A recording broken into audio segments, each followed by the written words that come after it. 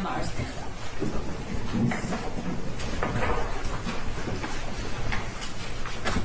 Good morning. Good morning. Could you raise your right hand? Do you swear or affirm the testimony about to give is the truth, so help you God? Yes, Your Honor. All right, could you step up and have a seat? And then would you state your name for the record and spell your first and last name? Sam Marzban, first name's S-A-M, last name M-A-R-Z-B-A-N. Go ahead, prosecutor. Good morning, Lieutenant. Good morning. Can you tell the jury what your occupation is and how long you've been doing that? I'm a detective lieutenant with the Oakland County Sheriff's Office. It'll be 20 years in July. And as a lieutenant in your capacity right now, what are your duties? I'm the commander of the City of Pontiac Detective Bureau. And what does the City of Pontiac Detective Bureau do? What sort of investigations? We do investigations, everything from minor property offenses all the way up to homicide. All right, and in your over 20 years of experience, how many homicide investigations have you taken part in? Well over 100. Okay. I want to take you to November 30th, 2021. Do you remember that day? Yes. All right. At some point, were you informed that there was a school shooting at Oxford High School? Yes, I was in the Pontiac substation. I was informed there was an active shooter at Oxford High School. And what did you do? I grabbed my radio, went down to my car, and there were other detectives gearing up, loading up in unmarked cars, and we went lights and sirens to Oxford High School. Okay, and when you arrived, can you describe what you observed when you pulled into the complex? So we pulled in. There was a heavy presence on the north side of the building, so we moved around. We put our vehicles on the east side of the building, so there was some coverage there. And then we put our vests on, grabbed our rifles, and went in through the east side of the building. And if you know, do you know what time that was? It was probably shortly after 1 p.m. Okay, and at that point when you entered the building, and you said you grabbed your gear, can you describe what that means? A ballistic vest, rifle, handgun, and police radio. Okay. What information did you have when you entered the building? As we were pulling in, we could see ambulances were leaving. There were still ambulances on scene. We knew that there had been several casualties, both fatal and non-fatal. As we were getting ready to go in, we learned that there was one suspect in custody. Everything was there's so much information coming in. It wasn't clear yet at that point if there was another person involved or not. So it wasn't clear whether there was one shooter or more than one shooter? That information was evolving as we were basically getting ready to go in. Okay. When you entered the building, did you ever make contact with Lieutenant Willis, who's sitting next to you? Yes, after we were searching the building and we evacuated some students, I did make contact with Lieutenant Willis. Okay, so backing up, what was the first thing you did when you entered the building? The first thing we did is I had a team of probably 3 other detectives that were with me, and we conducted a systematic search, making sure there was no other victims, no other shooters inside. There were still students locked in classrooms, and once we made those areas safe where we could safely evacuate them, we brought those students out so that they can be taken to another location and be picked up by family. Once that was all done, we did that primary search of the entire school. That's when I went to the front office and I met with Lieutenant Willis and the other investigators. Can you describe to the jury what that experience of coming across a classroom where there are kids in it, how did you evacuate that classroom safely, and what were the difficulties in getting into the door? Well, the doors have been locked and barricaded, so we had to identify ourselves. I was not one of the people communicating. I was more in a supervisory role, trying to coordinate with the radio and other teams that were searching the schools, but we wanted to make sure that there was a safe path, that we weren't going to bring them out into harm's way, so we made sure that whatever route out of the building that they had, there was police presence there. Were there any other concerns evacuating kids other than their safety going through the hallways? Were you concerned about anything else? Yes, obviously we didn't want them to be exposed to areas of the school that were a crime scene. The area that I had searched initially upon entry, there was no victims in the hallways. Okay. what is it you do if you're trying to evacuate a classroom in a hallway where there are victims there? How did you shield those kids from that? Basically, you would set up a screen. It would be like a screen of law enforcement personnel shielding their view from seeing what occurred. Okay. About how long did it take you to direct these primary and secondary searches? I was only involved in the primary search. I would say it was probably about an hour. Okay. And you said at some point you went and met up with Lieutenant Willis or the command? Yes, I met with Lieutenant Willis and other investigators from the Special Investigations Unit. And I think sometimes we get lost about, we assume people know things. Talk to me about the ranking system at the sheriff's office. Lieutenant's a pretty high rank, is that right? Yes, it'd be a command officer. Right, and then, so who's above a lieutenant? A captain. Okay. And did you have any captains in the building that day? I believe Captain Hill was there. Okay. I could hear his voice on the radio. All right. Other than that, were there other lieutenants? Lieutenant Willis, I think there have been some promotions since. I can't recall anyone Okay. else. So, what did you do when you were done with that? What was your responsibility? What were you assigned to, or what did you choose to do? I was requested to identify two of the deceased victims that were in the hallway. Okay. And you said you've been involved in a lot of homicide investigations. Yes. Did this feel different to you? Yes, it was kind of surreal with it being in a school, a place where kids are supposed to be safe. Most of them are, in houses that I've been involved in, or streets or businesses, so it was different. Okay. Can you describe what you did? I met up with a school school counselor, I believe, was Pamela Fine, and then Jim Rourke, who was a retired police officer and also school security. And we were tasked to identify two of the deceased victims.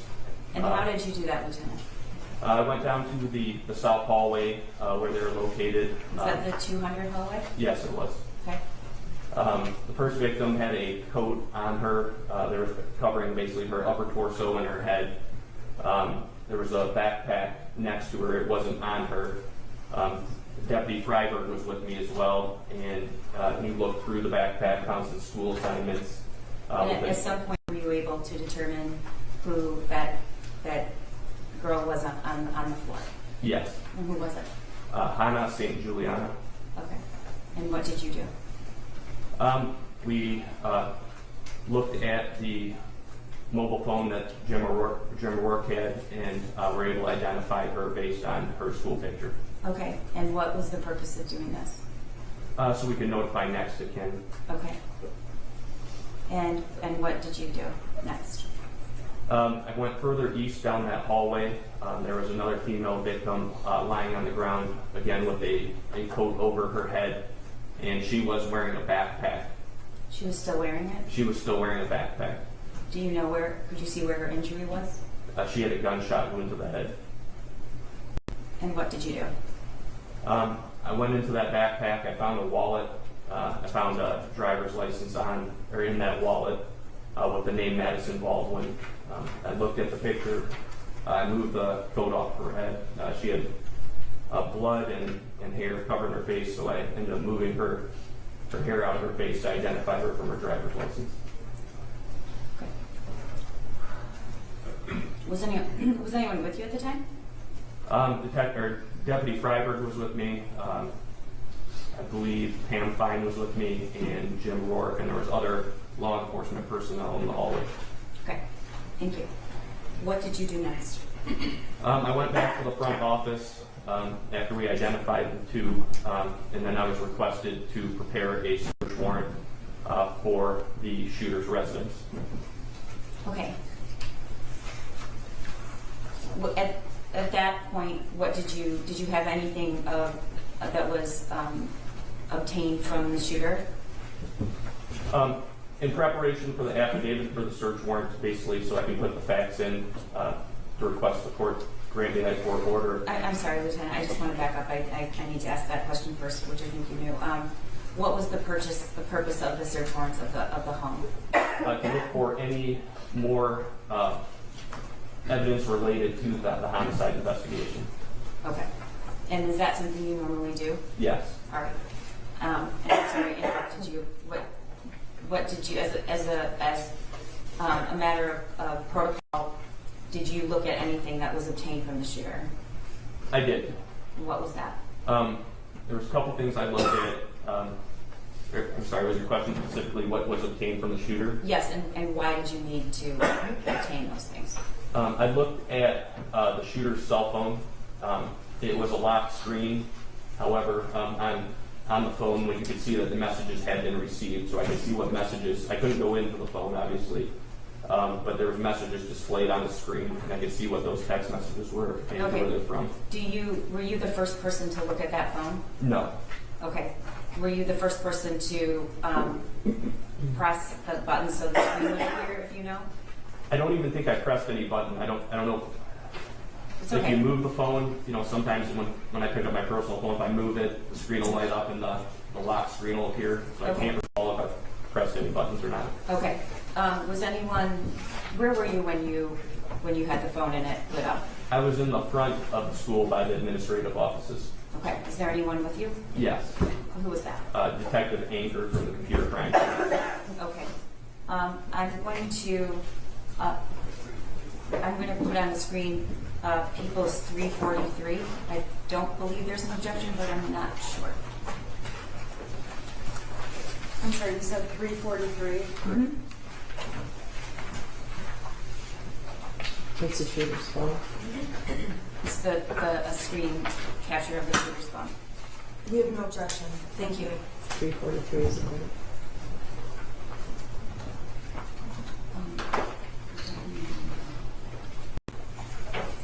All right, Lieutenant, is that your hand? Yes. Okay. And what are we looking at? This was the cell phone that was recovered from the shooter. Okay. And we're going to try to magnify for a minute. The first message there, can you read what it says and who it's from? The message is from Mom. It was sent 1 hour prior. It says, Ethan, don't do it.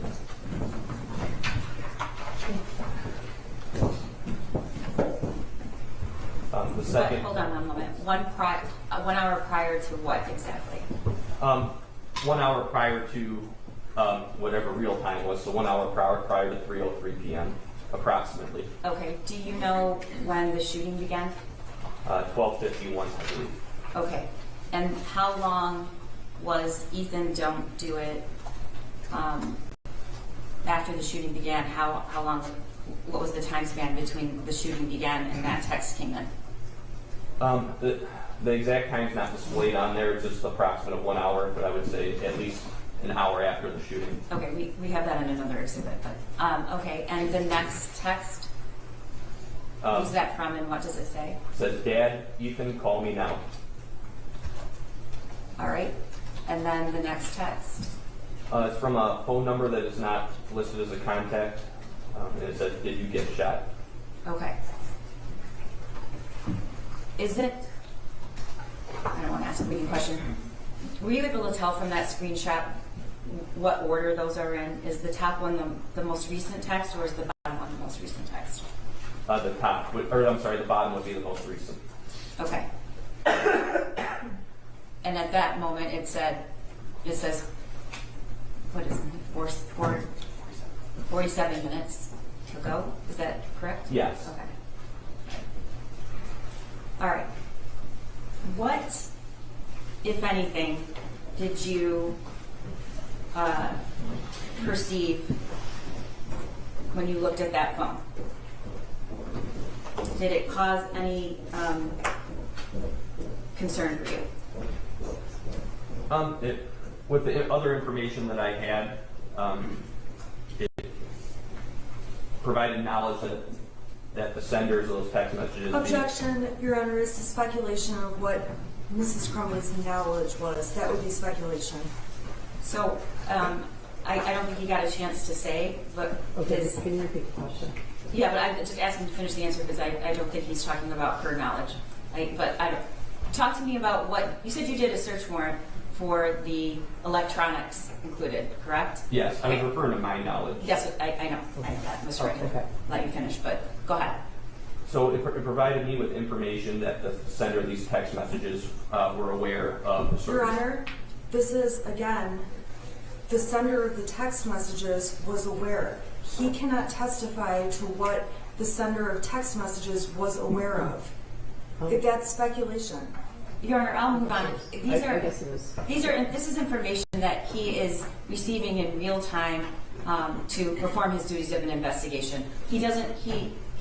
We're simply trying to establish why and what he did next. Yeah. So, Well, I think the jury gets it. okay. And Your Honor, when I object, I would ask that the court consider the objection prior to Ms. McDonald's. Sustained. Thank you.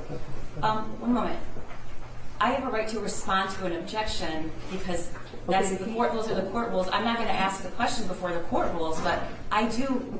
I before the court rules on the objection. Okay, but when she objected, you didn't respond to the objection. I was trying to respond. I really Okay. was. Okay. I'm trying to explain to the court that this is what we're doing. So, Okay. All right. Well, it's. I'm not going objection to was- start asking questions without a ruling. Okay. Lieutenant, what concerns you about this, and what did you do next? It concerned me, there was relevant information on electronic devices related to the shooting that had occurred. With that, I viewed the surveillance video from the school, and I also observed the firearm that was used in the shooting in preparation for the search warrant. So it helped me basically collect information that what we might be looking for in the home that we were seeking the search warrant for. Okay. And do you know Special Agent Brandon from the ATF? I do. Okay, he testified early in these proceedings. Was he present with you at the school and assist in any way? I do remember seeing him in the school. Okay. What did you do? Well, can you tell the jury what you requested in your affidavit for a search warrant and why? What I requested was any and all evidence related to the homicide investigation, which included firearms, ammunition, firearms accessories like holsters or magazines, notes, receipts, electronic devices to include tablets, computers, cell phones, because we know that in these types of investigations, messages could be sent to other individuals that might be witnesses or be a part of that investigation in addition to plans. So I guess that's just what it. At that point, were you informed or did you observe anything in the shooter's backpack that was found in one of the bathrooms? I did not look through his backpack. Okay. So what did you do next? I had to have my laptop, because I left quickly. I had to have my laptop brought to me to the school, and I sat there, I typed out a search warrant and swore to that search warrant from the school. And then once it was authorized, I let my detectives that had secured that residence, that the judge had signed the court order, and they can begin searching. Did you speak to any of the students in the school that day? I did. Who did you speak to? I believe his name was Keegan. And can you tell the court why you spoke to Keegan and where he was during the shooting? I spoke to him very briefly. He was, when I talked to him, he was in one of the counselor's office. And in my role, I was in a supervisory role over the detective bureau, so I was trying to assist Lieutenant Willis, and I was directing my detectives basically to handle the interviews. And then I learned that Keegan had witnessed a homicide in the bathroom, and he was obviously very shaken up, and he was sitting in the counselor's office. Partly I didn't want him to be alone, so I directed Detective Stevens to stay with him and gather information from him. And do you know that victim's name? You're talking about Justin Schilling, correct? Yes. Okay. And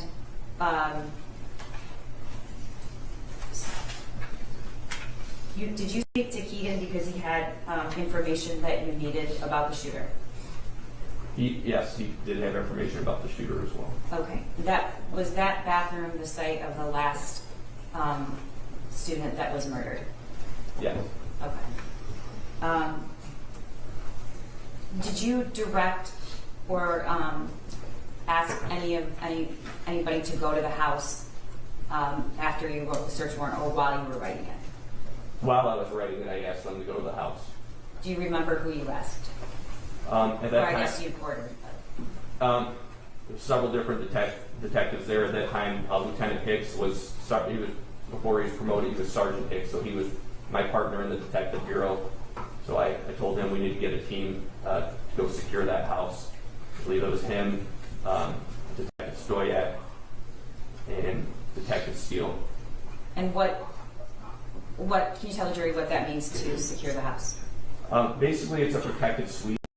So your purpose isn't to search for evidence yet while you're waiting for that search warrant to be signed, but you want to make sure there is no one in that structure destroying any evidence before you can get that search warrant, because obviously it does take time to draft the document and get the judge to authorize it. So it was basically preventative from allowing stuff to be destroyed or taken out of the house. Prior to drafting the search warrant, did you watch any surveillance video? I did. Can you tell the jury what you viewed? I watched the surveillance video of that south hallway. I believe the 200 hallway shows the shooter going into the bathroom, coming out moments later, and then immediately the shooter began firing on students as he walked east down that hallway. Were you able to determine what weapon was used? Yes. How did you determine that? The weapon, by the time I saw that weapon, it was already brought to the front of the school. Crime lab specialist Rachel Grace had it in her possession. It was collected in an evidence box, and it was a SIG 9mm handgun. Okay. How long did it take for the search warrants to be signed and authorized by a judge? Probably it was under an hour, I would say. Okay. And what did you do once you obtained the search warrant? I called. I can't remember which detective I called, but one of the detectives on the scene. I told him that it had been authorized. When you say on scene, you mean? I'm sorry, on scene at the house. All right. And when you say the house, you're talking about 112 East Street in Oxford, correct? Correct. Okay. And just for the record, did you determine who lived there? I did. And who lived there? The shooter lived there. James and Jennifer Crumbley lived there as well. Had you met any of those three people before that day? No. Okay. Did you have an opportunity to meet Jennifer Crumbley? Yes. Do you see her in the courtroom today? I do. She's sitting at the defense table with glasses and a gray jacket on. All right. May the record reflect he's properly identified the defendant. The record will still reflect. Do you remember about what time that you arrived on scene at the house? I would say it was about 6:30 p.m. Okay. And what did you do? The detectives there were already searching the residence. I checked on them, making sure that. Okay, I want to back up because we can't assume. How did they know that the search warrant was authorized? I called and told one of them. Okay, and once you make that call, then you instruct them to start the search? Yes. Okay. How long do you think that they had been searching by the time you got there? Maybe an hour. Okay. What did you observe when you arrived? Was there anything going on outside, or was everybody inside? Everybody was inside. I think there was uniformed cars outside as security. Okay. Did you just have individuals from the Oakland County Sheriff's Office, or were there other law enforcement agencies? Brett Brandon from the ATF was there as well. Okay. Special Agent Brandon? Yes. All right. Did you have an opportunity to interact with Jennifer Crumbley? I did. Can you tell the jury how that came to be? They were not there when when I first arrived. They ended up showing up, I would say, probably about 15 minutes later. Then by they, I mean James and Jennifer. Did someone ask them to return to the home? I believe so. And do you know who that was? I'm not 100% sure. Did you ask that they return to the home? I did not. I did not have contact with them prior. Okay. Did you want them to return to the home? Yes. Why? They had cell phones in their possession. Okay. In a typical homicide case, do you seize the parents' phones? If I determine that there's relevant information for the homicide investigation, yes. Okay. Can you tell the jury why you thought, I assume, were their phones, did you think they were relevant to the investigation? Yes. And can you tell the jury why? Based on the information I learned at the school, I learned that a parent had been there earlier in the day with the shooter regarding drawings that were made on an assignment that were disturbing. Also, I had observed the shooter's phone that had messages that were related to the shooting. And was there a particular message on that screenshot that made you want to search the phone? Yes. What was it? Ethan, don't do it. And who sent that text? Mom, Jennifer Crumbley. All right. Can you explain what happened when Jennifer and James Crumbley returned to the home? The search was still ongoing by detectives, so I had them sit in the front living room when they came in. I explained to them the process. James had asked for an itemized list of the items that were taken out of the home, and I explained to them that we leave a copy of the search warrant, the court order authorizing what we were taking, and then we leave tabulations, basically a receipt, just documenting what items that we had taken. I instructed them that I did need both of their cell phones. And then how did Jennifer react to that? She was not happy about that. Okay, when you say she wasn't happy, what do you mean? Describe what that means. She did not want to give me her phone. She seemed irritated about it initially. She was not turning it over promptly. Did she say, I'm not giving it to you, or I don't want to give it to you, or did she say anything? I don't remember the exact language, but I believe it was that she did not want to give it to me. Okay. Then what happened? I explained to her that it's part of the court order, part of the search warrant, and it was necessary that we collect the cell phone. That's when James interrupted and basically explained to her he's going to get that cell phone one way or another, and might as well just turn it over to him. And then she did turn it over. And when you say she turned it over, what does that mean? She gave it to you? She handed it to me. Okay. And what did you do next? She was concerned about having phone numbers for family members. I allowed her to, took a sheet of paper and I allowed her to write down necessary phone numbers out of her phone, and then I want to back up a bit. How did you get into the phone? Was she there gave a me a passcode? password. Okay. I'm sorry, I made a clear record. Was it password protected? I believe it was, yes. Okay, and how did you get the password? She provided the password to me. And can you tell the jury what that exchange was like? Again, she did not want to give the password. We have the capabilities, obviously, with our computer crimes unit. When we have a search warrant, we can bypass the security. Did you explain that to her? I believe I did. Okay. And did you tell her that that's what you were going to do if she didn't give the password? Yes. Okay. So did she finally give it to you? Yes. All right. And then you said you allowed her to write down some things. What did she write down? She wrote down some phone numbers from contacts out of her phone. All right. And did you instruct the defendants to do anything after you seized their phones? Yes. Can you tell the jury what that was? I told them they needed to contact, and they needed to get. She was concerned about being able to call people, so I instructed her she could go get a replacement, basically a prepaid phone from a local store, and that it was important that we had that number, that she was to contact either myself or Sergeant Joe Bryan. Did you ask her to do that in a timely way, or did you not mention when they should provide that? I don't recall specific language, but I believe it was important that we had that number that night. I don't remember what my wording was, but I would say timely, yes. Okay, are you aware if they did provide those new phone numbers? They did not provide it to me. I don't know if they provided it to Sergeant Bryan or not. Okay.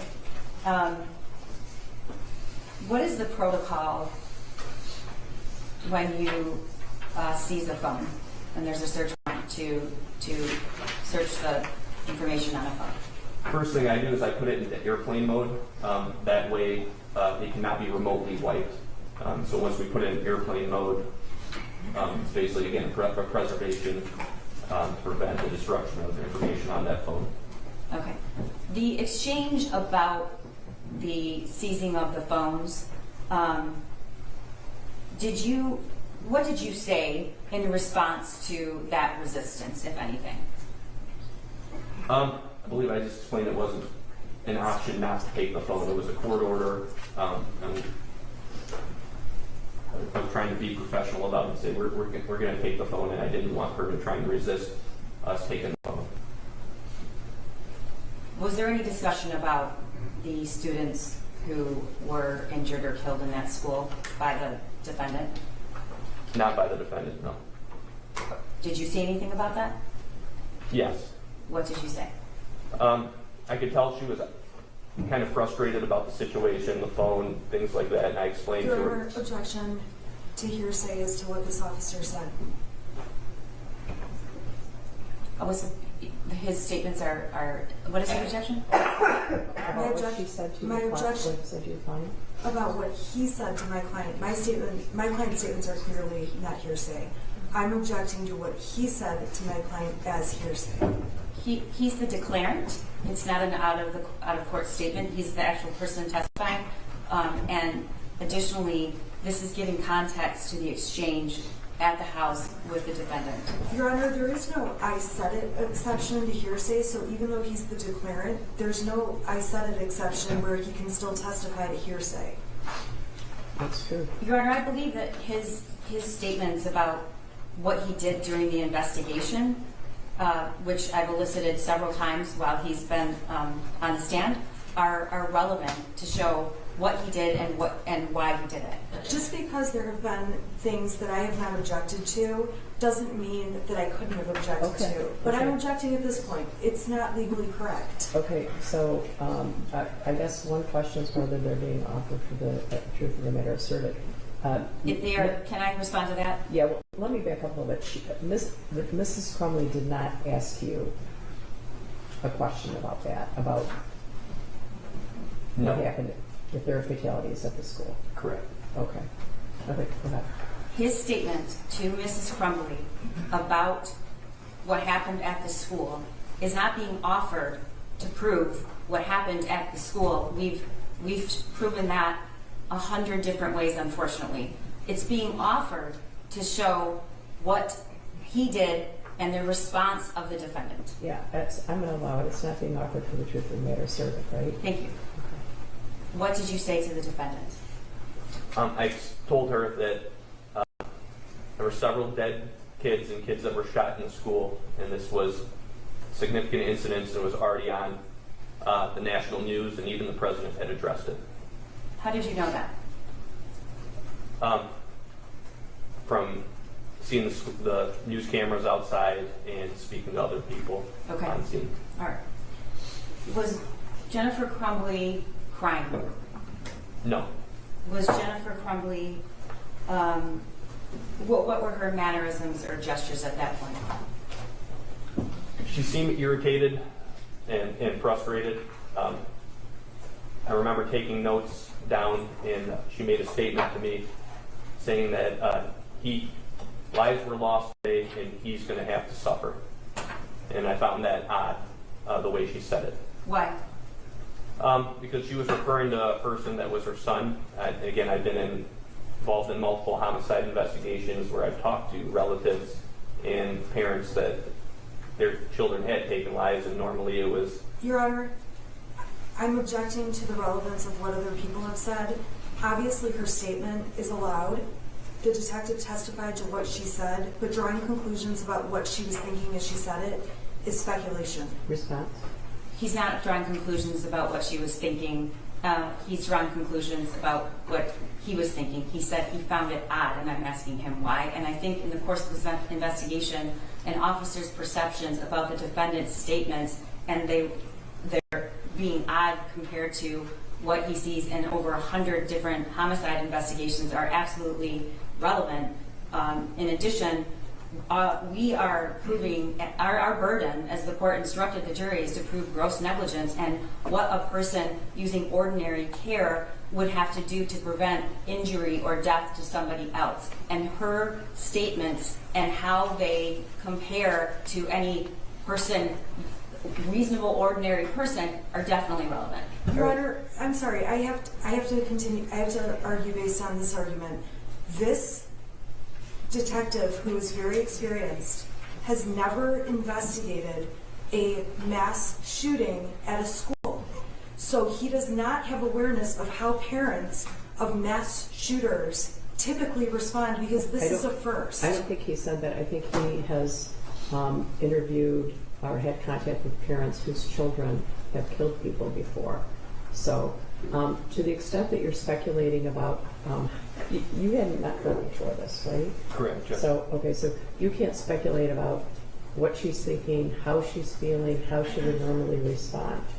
Okay, there's some people that, when someone falls, they laugh, which might seem inappropriate, but that's how that person is, right? But you can testify about your experience, why you thought it was odd based on your experience in interacting with other parents who had children who had killed people.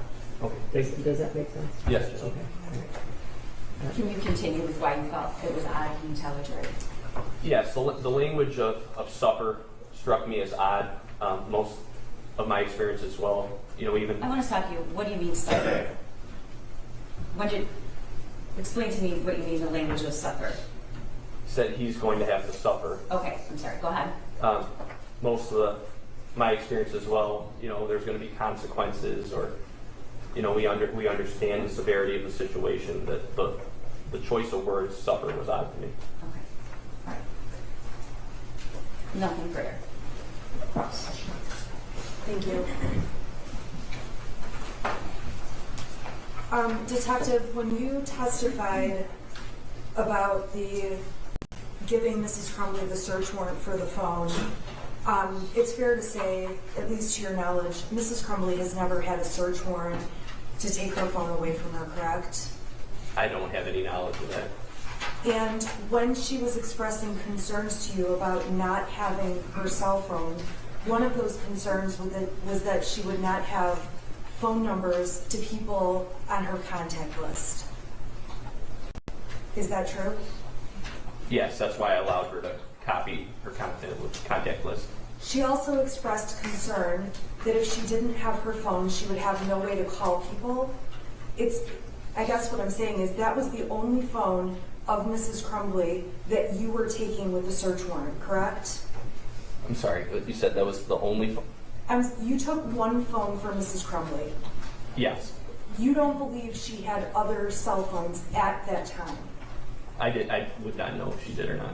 So when you were taking that cell phone, if that was her only phone, it would be fair to say she wouldn't have a phone to use after that. Yes, that's why I suggested she go purchase another phone from a store that was open. You suggested she go and purchase what some people refer to as burner phones or track phones. A prepaid phone, yes. So you can go to a store, buy a prepaid phone, and it'll have a different phone number, correct? Yes. And you advised the Crumbleys, in order to have phones, go ahead and buy these phones. I suggested, yes, she should buy another phone and provide that number to us. You did allow Mrs. Crumbley to sit down and write contact numbers out so that she could put them in whatever phone she bought? Yes. And you're aware that by that night, the Crumbleys did purchase track phones? And if you're not aware, just let me know. I learned later in the investigation, but I wasn't involved in that part of it. Okay, fair enough.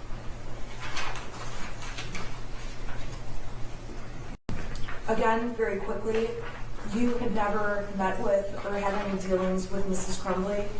That's correct. You have never seen her react to anything in life, a pet dying, a person dying, bad news about a job, anything like that. My only encounter with her was at that house.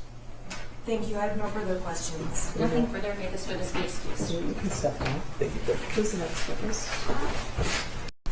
David